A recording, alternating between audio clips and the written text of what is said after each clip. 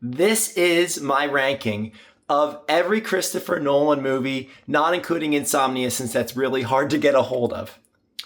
So at the last place, we have The Dark Knight Rises.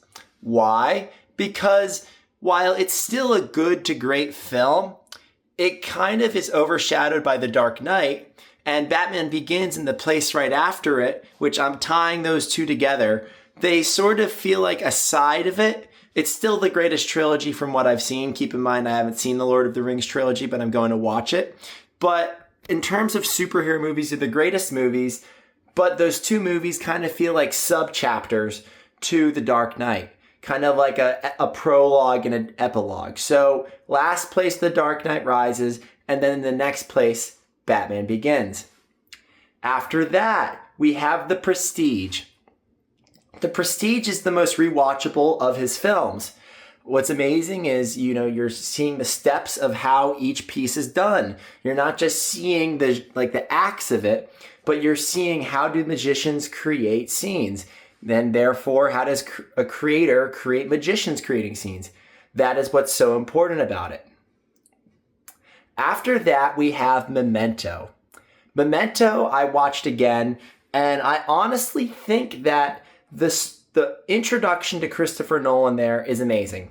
There's an introduction before that I think is better, but Memento, I find that film to be pretty insightful. I think the understanding of psychological characters and the diagnoses of characters are able to show that he can handle psychology and psychological information, not just as a story, but as an informational film.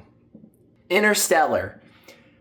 I think that Interstellar is really a film that is 2001: A Space Odyssey in modern day. I think the film, while instead of 2000 Odyssey, A Space Odyssey, I think instead of it being about the worlds, it's about the characters. It's about time. It's about people over a course of time. That's why, in terms of the art house fans, a lot of the art house fans find that Interstellar is his best film. The ones that are Wes Anderson fans that don't particularly like Christopher Nolan's early work, mid work too, they find that Interstellar is very art house because there's a lot of emotion. There's a lot of characters loving each other. And I think that's important. And I think it also was the breakout for Timothée Chalamet. I thought that was important too. After that, we have Dunkirk. Dunkirk as a war film is really ahead of its time. Dunkirk is shown in a Kubrick style, like Stanley Kubrick, where it's everyone. There's not a main character, it's everyone. Harry Styles is in that, and it brought some publicity. But I do think that Dunkirk, while it is shown through the angle of an entire whole group of everyone who needed to win the war, I do think the main character kind of being not so present is a little bit difficult, really, for some people because they want to feel like they're following a protagonist. But I think it suits for it, considering the fact that we're showing this through a war, we're showing this through dynamics. Next, I have Inception. Christopher Nolan was always a big fan of James Bond, and he was able to put his own science fiction viewpoint on it that was able to completely change the way we view films. Inception was a film that made me want to become a filmmaker, study films, and go into film school. It was really because of Inception that I'm here. I think Inception inspired the most of people of his that watch his films because it's almost like it was taking something where it was so different, but with a style, and it was able to be something that we could actually relate to, even if it's in a story and characters that we do not know yet. I have Christopher Nolan's very first feature-length film, the independent film, The Following. I think Following is a masterclass in how to create a story. You don't have to have a story. He was showing you don't have to have a story. You can just have a character, someone who understands the character. And what are the pros? What are the cons? How does it reach the heights? How does it reach the lows? What is good about searching? What is bad about searching? A cause and effect to someone who is risky. That's what's amazing about The Following. Okay, get ready for this, guys. After that, I have Tenet. I think what's so amazing about Tenet is while I saw it in the theater and I was incredibly underwhelmed, going back again and seeing it through another perspective, he was able to create a film that has amazing editing, amazing cinematography, amazing sound, music, all of that, approaches without knowing the actor's name, or, well, obviously it's Denzel Washington's son, David Washington, but without knowing the character, the main character's name. Is just protagonist. It's just protagonist, without knowing who it is or what the plot is.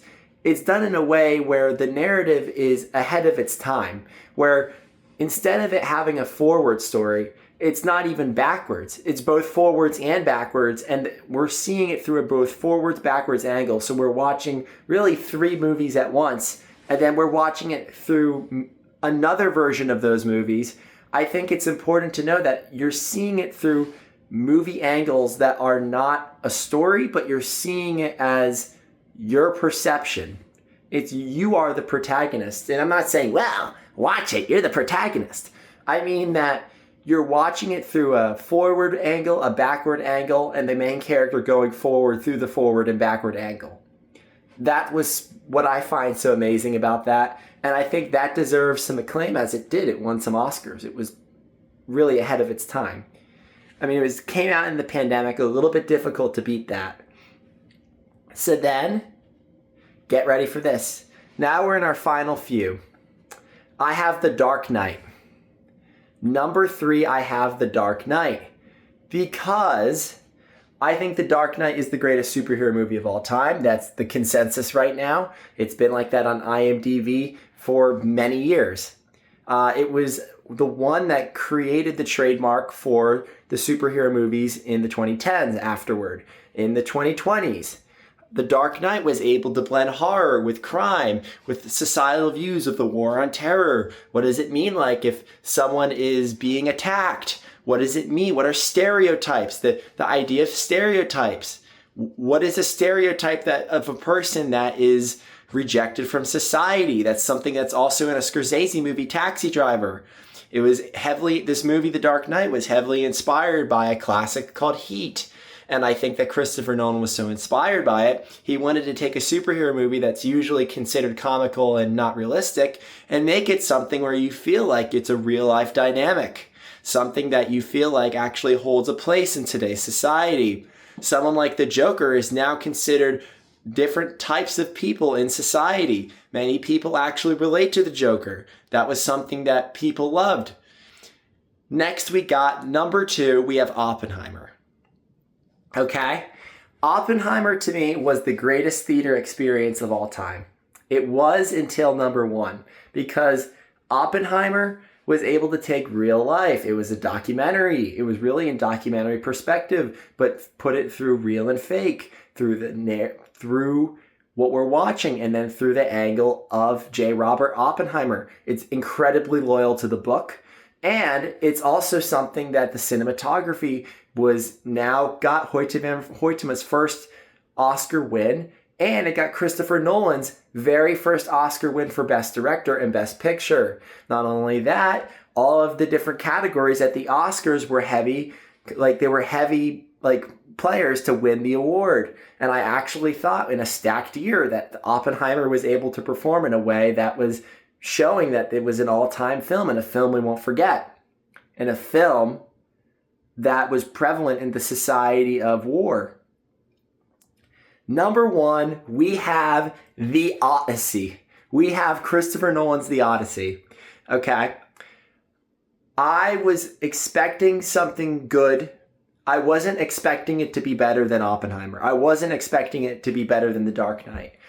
I was expecting it to be a little bit less than Tenet and a little bit more than Interstellar. My prediction is still that it's going to have a 74 to 76% on Rotten Tomatoes, similar to Interstellar, where the art house film people love it, but at the same time, they do feel conflicted, and the main audience felt conflicted.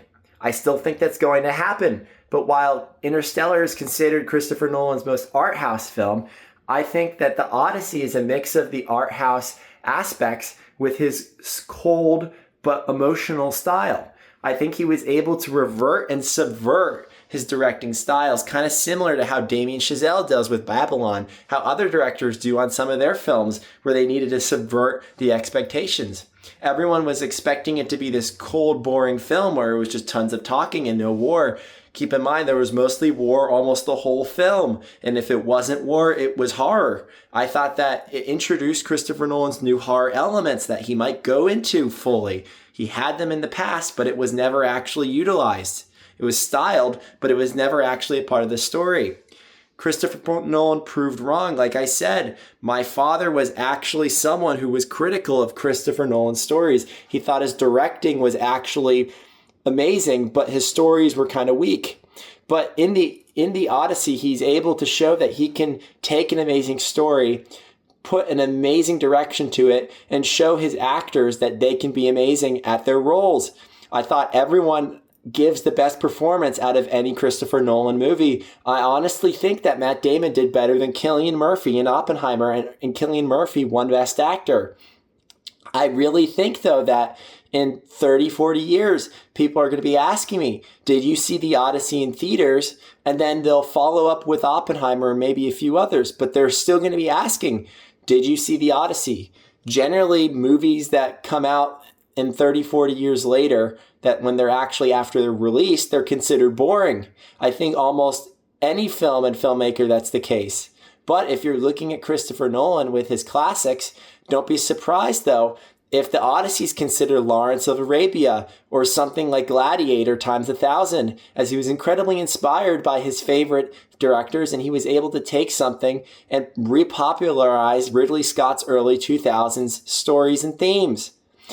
I honestly think, though, that this is the height of Christopher Nolan, and I thought it was not going to be even a top 3, 4, 5 film of his, and it was able to take something and make it amazing. Everyone at the end of the film was clapping and cheering, even if I was in a normal AMC IMAX right downtown. I did not expect that. I really do. I was really shocked. Felt like I was hallucinating afterward. I'm Owen Shapiro. I'm out. Stay cinematic.